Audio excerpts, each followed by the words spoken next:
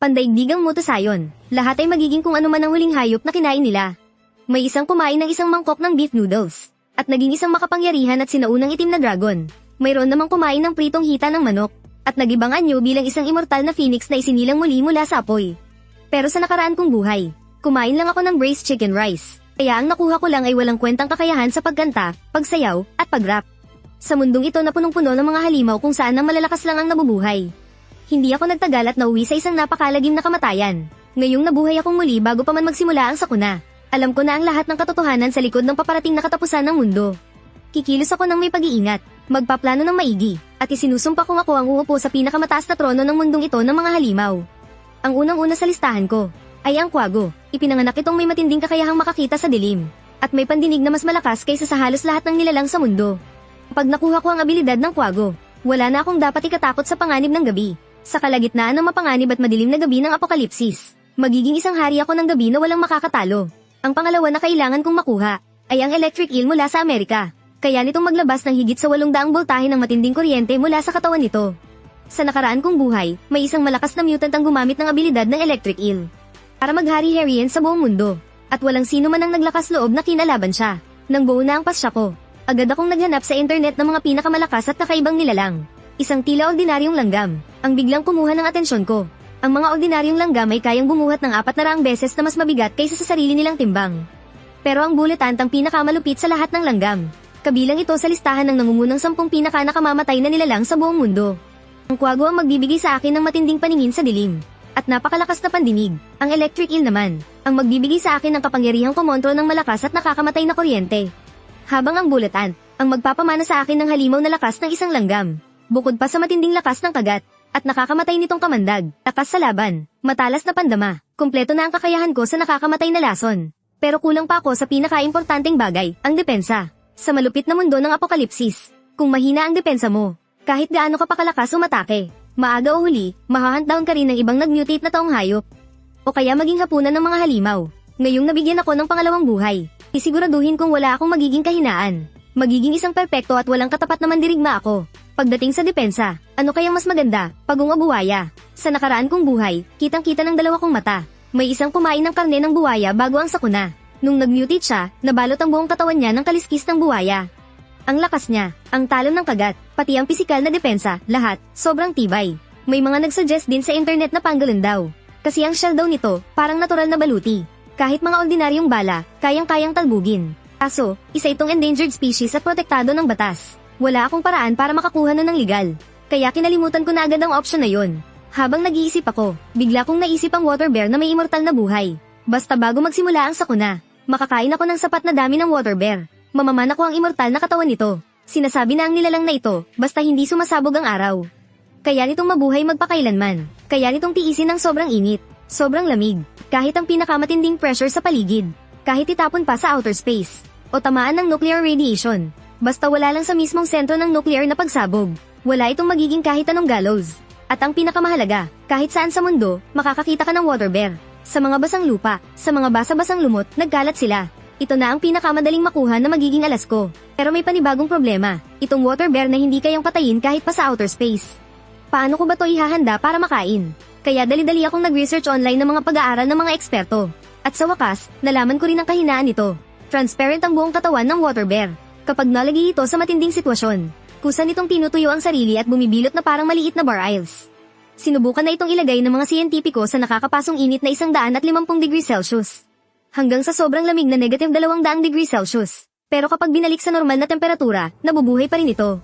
Kahit ang matinding radiation mula sa atomic bomb, o ang pressure ng tubig na 6 na beses na mas malakas pa sa Mariana Trench, ay hindi kayang pumatay dito. Pero mayroon itong malaking kahinaan. Kapag tinapatan mo ito ng UV light ng 15 minuto, siguradong mamamatay ito sa loob ng 24 na oras. Tuluyan na itong mawawalan ng buhay. Pwede rin ang mainit na steam at direktang pagsunog sa apoy para mapatay ito. Nang malaman ko na ang lahat ng impormasyong ito, hindi na ako nagsayang ng oras at kumilos na agad. 3 araw na lang kasi bago magsimula ang nakakakilabot na beast mutation apocalypse. Kailangan ko nang madaliin ang pag-iipon ng mga espesyal na sangkap para makapag-mutate. Umorder muna ako online ng microscope at UV sterilizer light. Ang paggamit ng UV light ang pinakasiguradong paraan para patayin ang mga water bear. Para hindi rin mawala ang sobrang liliit nilang katawan. Sa paligid ng maliit na bayan kung saan ako nakatira, napapalibutan kami ng mga sakahan at kagubatan. Kahit saan ka tumingin, may mga lumot, na perpektong taguan ng mga water bear. Kaya umakyat agad ako sa bundok, at kumuha ng napakaraming lumot at lichen, para iuwi at salay ng mga water bear na nandoon. Pero habang naghahanap ako ng mga kailangan ko, ay nakita kong isang salamander na higit 10 sentimetro ang haba, na gumagapang sa damuhan sa gilid ng daan. Bigla kong naalala, ang hayop na ito ay may likas na sobrang bilis maghilom ng sugat. May taglay itong nakakabaliw na kakayahan kung saan tumutubong muli ang mga naputo nilang paa. Kaya nag-online agad ako para kumpirmahin ito. Nang mabasa ko ang mga sagot na talagang kaya nilang mag-regenerate ng paulit-ulit. At mayroon silang napakatibay na resistensya para mabuhay. Sobrang nagdingning ang mga mata ko sa tuwa at pananabik. Ang immortal na katawan ng tardigrade. Ipinari sa kakayahang magpatubo muli ng putol na paa ng axolotl. Kapag pinagsama ang dalawang napakalakas na kakayahang ito, sa paparating na apokalipsis, halos wala na sigurong makakatalo sa akin. Iniuwi ko muna ang axolotl para alagaan ng maayos. Tapos, sumakay ako ng motor papunta sa mall sa bayan. Bumili ako ng UV sterilizer lamp. Sinadya ko ring bumili ng mga damit na sobrang stretchable. Para ito kapag naging halimaw na ako, hindi masisira ang suot ko kapag biglang lumaki ang katawan ko. Kasabay nito, nag-message ako sa mga sikat na pet vloggers sa short video app. Balak kong bumili ng mahal ng kwago, electric eel, at bullet ant na mga napakahalagang sangkap.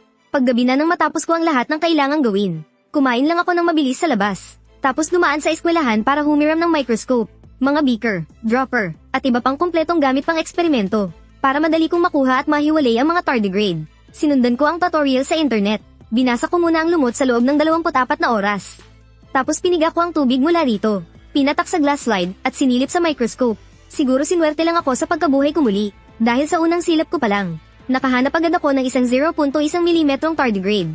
Hindi talaga makikita ng ordinaryong mata ang insekto na ito. Kaya kung gusto kong makalakam ng ilang daan nito, kailangan ko ng matinding oras at pasensya. Halos buong araw akong nagtrabaho. Pero 12 lang ang nahanap ko. Siguro dahil hindi pa masyadong babad ang lumot. Kaya ang karamihan sa mga tardigrade ay hindi pa nakakawala mula rito. Pero ayos lang, basta ba gumagana ang paraang ito. Hindi ko rin naman kailangang ubusin ang buong oras ko para lang manghuli ng mga tardigrade. Sakto namang pag-iisip ko nito. Biglang tumunog ang cellphone ko. Galing ito sa isang vlogger na nag-aalaga ng mga insekto. Si Joe Jiming, na may mahigit 100,000 followers dahil lang sa mga langgam. Nag-reply na siya sa mensahe ko. Kinaumagahan, chinek ko muna yung inaalagaan kong salamander. Sobrang sigla pa rin niya, kaya hindi ko muna kailangang ilagay sa freezer. Pagkatapos, nagpunta na ako sa tagpuan namin ng tamang oras. Pumunta ako sa private farm ni Joe Jiming. Yung mga glass tank sa loob, punong-puno ng iba't ibang kakaibang insekto. Sa isang sulok, nandoon mismo yung mga bullet ant na kailangan ko. Alagang-alaga ni Joe Jiming ang mga bullet ant na to. Kahit nga yung mga patay na, ginagawa niyang specimen at itinatago ng maayos. Diretsahan na akong bumili ng 50 buhay na bullet ant. At humingi na rin ako ng ilang patay na. Walang paligoy-ligoy, nag-transfer agad ako ng bayad. Sa isip-isip ni Joe Jiming, nagsisisi siyang masyadong mababa yung bigay niyang presyo.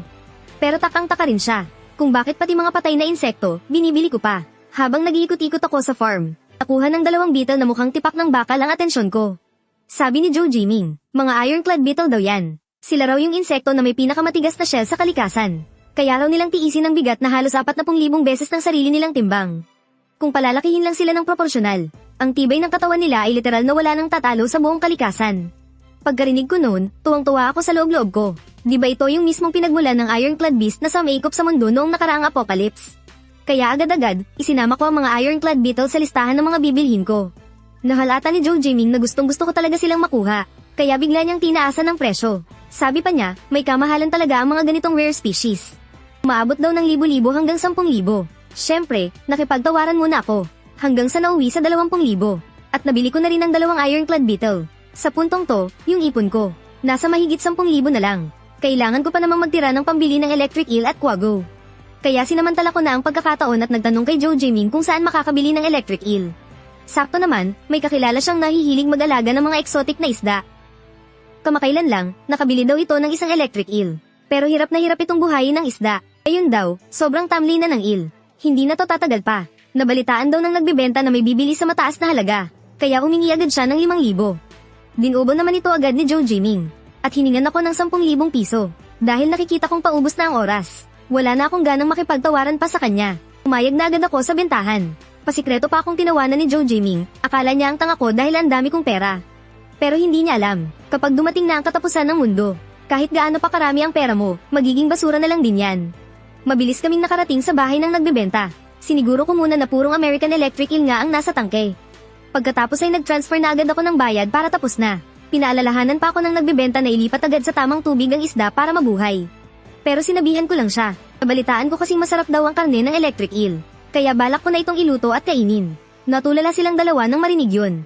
Pareho silang nagsisisi sa loob-loob nila na sana, tinaasan pa nila ang presyo. Dahil nandito na rin lang ako sa syudad, dumiretso na rin ako sa bilihan ng mga alagang hayop. At bumili ako ng captive bred na kwago.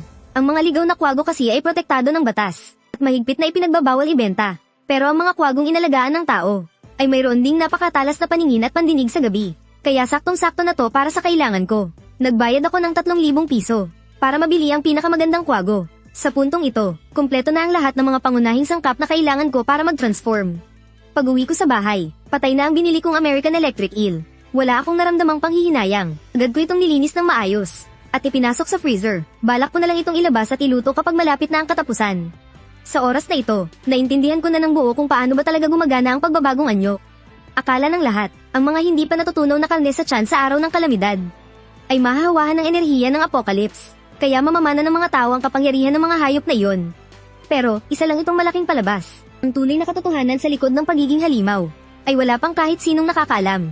Pagkatapos niyan, itinigil ko muna ang paghahanap ko ng mga water bear. Para siguraduhin sa araw ng transformasyon, ay walang matitirang kahit anong karne sa tiyan ko. 2 araw akong puro gulay lang ang kinain para linisin ang bituka ko. Nang mga oras na iyon, may natitira pa akong 6,000 ipon. Kaya naman ginastos ko na lahat. Pumunta ako sa pandayan sa bayan para bumili ng armas na pangdepensa. Ang mga ordinaryong kutsilyo ay siguradong hindi uobra sa matinding patayan sa katapusan ng mundo. Isang higanteng palakol na babagay sa pambihirang lakas at kapangyarihan ng kidlat na makukuha ko. O kaya'y isang mabigat na maso.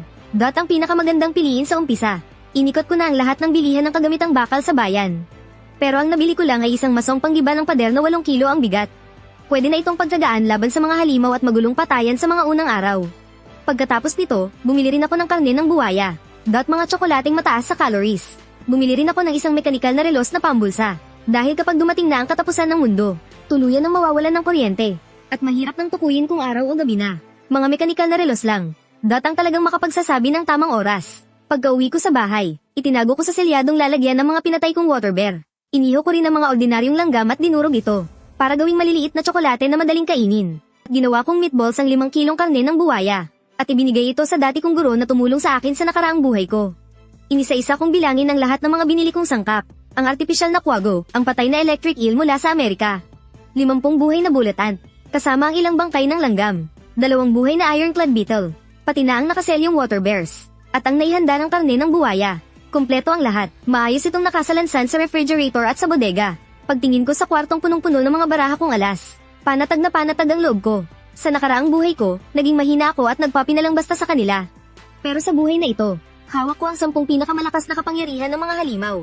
Nakatakda akong maghari sa darating na katapusan ng mundo. Mahigpit kong sinunod ang natuklasan kong sikreto sa pagbabagong anyo. At sunod-sunod na kumain. Una, nilunok ko ang espesyal na tsokolateng may bulatan.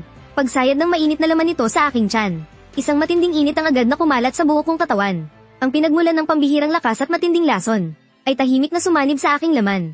Kasunod nito, nilunok ko naman ang nilinis na laman ng ironclad beetle. Napakatigas at tuyo ng baluti nito, kaya napakahirap nguyain at lunukin. Pinilit kong tiisin ang nakakadiring pakiramdam sa lalamunan ko. Nagngit-ngit ako ng ngipin at sapilitang nilunok ang lahat ng ito. Sa isang iglap, biglang nanigas ang balat at laman ng buong katawan ko. Tila may isang hindi nakikitang makapal na baluti ang bamalat sa akin. Ang kapangyarihan ng pisikal na depensa na kayang samalag sa kahit anong tindi ng bigat, ay unti-unting bumaon sa loob ng aking katawan. Pagkatapos, kinain ko ang siksik na bola-bola ng karne ng buwaya. Isang marahas at mabangis na lakas ng halimaw ang ramagasa sa buo kong katawan. Tumigas at naging matibay ang aking mga kaliskis. Ang puwersa ng kagat at bangis sa malapitang laban ng isang halimaw, ay tuluyan ng naging bahagi ng aking instinto. Sunod ko ring inubos ang karne ng kwago at ang karne ng electric eel. Ang lahat ng pinakamalalakas na kapangyarihan ng halimaw na matagal ko nang pinagplanuhan, ay maingat kong tinipon sa loob ng aking tiyan. Sa buong proseso, naging sobrang maingat ako, para makasigurong walang kahit tititing na ibang karne ang mahahalo. Siniguro kong malinis ang tiyan ko at walang kahit anong dumi. Pagkatapos kong kumain, maigi akong nagmumag. Hindi na ako samubo pa ng kahit anong pagkain. Tahimik na lang akong naghintay sa pagdating ng pandaigdigang sumpa ng mga halimaw. Pagsapit ng dapit hapon, biglang dumilim ang kalangitan. Binalot ng nakakakilabot na kulay lilang ulap ang buong paligid. Naging mabigat at siksik ang hangin, na halos nakakasakal at nakakapanikip ng dibdib. Sa labas, maingay pa rin ang mga kalsada. Nagtatawanan at namamasyal pa rin ang mga tao. Buhay na buhay ang night market sa dami ng mga nagluluto. Walang kamalay-malay ang marami na katapusan na pala ng mundo. At masaya pa rin silang kumakain ng mga inihaw at barbecue. Habang sarap na sarap sila sa pagkain at pag-inom ng mga matatamis. Wala silang kamalay-malay na ang pagkain ninunguya nila sa mga oras na ito. Ang siyang magtatakda ng hangganan ng kapangyarihan nila para mabuhay sa apokalipsis. Kalagitnaan ng gabi, eksaktong alas 12, boom! Isang nakabibinging pagsabog na walang pisikal na anyo ang yumanig sa langit at lupa. Walang pisikal na tunog na nakakabasag ng tainga, ngunit bigla na lang itong sumabog ng napakalakas sa pinakakaibuturan ng kaluluwa ng bawat tao. Bumuhos pababa ang malakas na enerhiya ng apokalipsis. Ang pandaigdigang pag-iiba ng anyo bilang halimaw ay formal nang nagsimula, isang hindi nakikitang pagyanig ang tumagos sa buong kalawakan. Bumagsak pababa ang madilim at kulay ubing kalangitan. Baliw na nagpatay-sindi ang mga ilaw sa kalsada, na may kasamang malalakas na pagpitik. Isa-isang sumabog ang mga bumbilya. Sa isang iglap, ang maingay at masiglang night market ay tuluyang nilamon ng walang hanggang. Nakakamatay na katahimikan at kadiliman. Tanging isang kakatwa at kulay ubing liwanag na lang ang nagkalat sa mga eskinita. Nanunuot sa buto ang lamig ng apokalipsis na bumalat sa bawat sulok ng paligid. Tumagal lamang ng kalahating segundo ang nakakamatay na katahimikang iyon. Sa hindi kalayuan, ang maskuladong lalaki na kanina lang ay sarap na sarap sa malalaking kagat ng inihaw na tupa. Ay biglang nangisay ang buong katawan. Baliw na lumobo at nadisloka ang mga balat, laman, at buto niya. Tumagos at pamunit mula sa balat niya ang makakapal at maiitim na balahibo. Sa loob lamang ng ilang saglit, naging isa siyang dambuhalang itim na tupa. Namula ang mga mata niya sa sobrang uhaw sa dugo. Tuluyan ang naglaho ang pagiging tao niya. Bumakas ang labis na kabangisan ng isang halimaw. Ang pagbabago naman ng babaeng katabi niya ay sadyang naiiba. Walang tunog, ngunit sobrang nakakakilabot. Bumigay at lamambat ang buo niyang katawan na kitang-kita mismo ng mga mata nila. Isang malamlam na asol na liwanag na mukhang tubig ang umikot sa paligid niya. Sa isang kisap mata, ang buo niyang pagkatao ay natunaw at naging isang malinaw na nilalang na gawa sa tubig. Ang mga iyak ng takot ay parang along mabilis na kumalat sa buong kalsada. Sari-saring nakakapanindig balahibong pagbabago bilang halimaw ang sunod-sunod na nangyari sa harap nila. Ang kahihinatnan ng bawat isa ay matagal ng tahimik na itinakda ng huling kinain nila bago bumuo ang mundo. Sa tapat ng isang bilihan ng sabaw ng baka sa tabi ng kalsada, isang medyo may edad na lalaki nakabababa pa lang ng mangkok niya. Ang bigla na lamang napakubo ng husto. Biglang tumigas at lumobo ang kanyang katawan. Grabe ang paglaki ng mga maskulo at buto niya. Tuluyan na siyang nawalan ng pagkatao. Umalingaw ang halimaw na lakas niya habang nakayuko, at buong lakas na nanuwag. Sa sobrang tindi ng puwersa, diretsyong tumalsik at nagpaikot-ikot sa ere ang buong bus. At malakas na bumagsak sa mga tindahan sa gilid ng kalsada. Nagkadurog-durog ang mga semento. Naihupi ang mga bakal, at biglang nagdilim ang paligid dahil sa makapal na alikabok. Sa kabilang dako naman, sa eskinita sa likod ng kainan ng palaka, may isang lalaking nakaluhod habang nanginginig ng matindi ang buong katawan. Mabilis na naging madulas at tadtad ng pantalang balat niya. Ang mukha niya, nagiba at naging isang nakakadiring palaka. Bigla siyang naglabas ng mahaba at pulang-pulang dila. Walang ano-ano'y pumulupot ito sa isang taong tumatakbo. Mabilis na hinayla, at pilit na nilamon ng buo. Sabay pumutok ang napakaraming nana sa likuran niya. Tumalsik sa lapag ang malansang asido, na nagpausok ng matindi sa kalsada. Mabilis nitong tinunaw at sinira ang semento. Sa mga oras na ito, ang pinakamalupit at pinakasinaunang batas ng kalikasan ang tuluyan ng naghari. Nakatayo lang ako sa tabi ng bintana sa ikalawang palapag ng bahay ko. At tahimik na pinapanood ang kaguluhan sa ibaba. Nang biglang, narinig ko ang isang galit na itanggal mula sa kabilang gusali. Isang halimaw na itim na lobo, na lampas 2 metro ang laki. Ang biglang sumire sa daanan. Isang kalmo lang niya, basag agad ang bakal na bintana. Pagkabagsak ng lobong halimaw, pinasadahan ito ng tingin ng mga taong nagkukumahog sa pagtakbo. Sa kanito pinuntirya ang isang babaeng naiwan. Yumuko ito at mabilis na sumugod papunta sa kanya. Sa sobrang takot ng babae, nanghina ang mga tuhod niya. Hindi na siya makatakbo. Konti na lang, magiging hapunan na siya ng lobo. Pero ang mga tao sa paligid, sariling buhay lang ang inintindi. Walang ni isang naglakas loob na tumulong. Nanlamig ang mga mata ko, kahit na ayaw kong magpabida agad sa simula pa lang. At tanggap naman sa batas ng kaligtasan na hayaan na lang silang mamatay. Pero ang walang awang pananakit sa mga mahihina. Hindi ko maisip mura yun. Tamang-tama, gagamitin ko ang pagkakataong ito para subukan ang tunay kong lakas gamit ang lahat ng talents ko. Pagkaisip niyan, lumingon ako at bumaba. Hawak ko sa kamay ang 8 kilong maso na panggiba ng pader. Sa isang iglap, pinuhay ko ang night vision ko. Naging kasing linaw ng umaga ang paligid sa gitna ng gabi. Dinig na dinig ko ang ihip ng hangin. Pati na rin ang mabilis na tibok ng puso ng halimaw. Sa ilang magaan na hakbang, nakalabas na agad ako ng gusali. Ang bilis ko ay malayong-malayo sa mga ordinaryong mutants. Sakto namang tatalon na sana ang itim na lobong halimaw papunta sa babae. Nang maramdaman nito ang pagdating ko, bigla itong lumingon. Tinitigil ako ng nanlilisik nitong pulang mga mata, at umungol ng mababa at nakakatakot. Hawak-hawak ko ng isang kamay ang malaking maso, habang may maliliit na kislap ng kidlat na gumagapang sa katawan ko. Binalot ng isang di nakikitang matibay na baluti ang buo kong katawan. Tiningnan ko siya pababa, nang may malamig at nakakamatay na tingin. Lumayas ka na, bago pa mag-init ang ulo ko. Natigilan ng itim na lobo dahil sa nakakapangilabot na aura na nilalabas ko. Nagatubili ito sandali, pero biglang nagwala ang pagiging mabangis nito. Kumuskas sa lupa ang apat nitong paa. Sumugod sa akin dala ang umalingasaw na amoy ng dugo. Hindi ako umatras o umiwas man lang. Pinakawalan ko ng buo ang halimaw na lakas ng buletan sa katawan ko.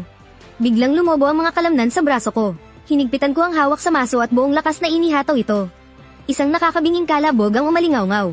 Tumalsik ng ilang metro ang itim na lobo dahil sa isang hampas ko lang. Bumangga ito ng napakalakas sa pader. Nabali ang lahat ng buto sa katawan nito. At umungal ito ng umungal sa sakit.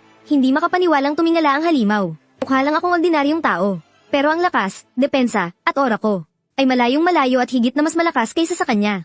Pati ang mga nagkanya-kanyang takbong mga tao sa paligid ay biglang natigilan at hindi makagalaw. Nanlaki ang mga mata nila sa gulat habang nakatingin sa akin. Matapos kong mapuruhan ng itim na lobo ng isang pukpok, nagpupumiglas ang halimaw at pilit na bumabangon. Balot ng alikabok ang buong katawan nitong puro balahibo ng lobo. Ramdam na ramdam ang tumatagos na sakit mula sa nabali nitong buto. Sa wakas, mababakas na ang takot sa dati mapupulang mata ng halimaw. Pagkatapos ay inipit nito ang kanyang buntot, at umungol ng parang umiiyak. Kinakalagkad ang wasak nitong katawan. Ika-ika itong tumakas papasok sa napakadilim na eskinita. Nanlambot naman ang mga binti ng babaeng iniligtas ko. Bakas pa rin ang takot nang lumapit siya sa akin. Nanginginig ang boses niya sa walang patid na pagpapasalamat. Ipid ko lang siyang sinulyapan. At sa boses na walang bakas ng emosyon, sumagot ako, walang anuman.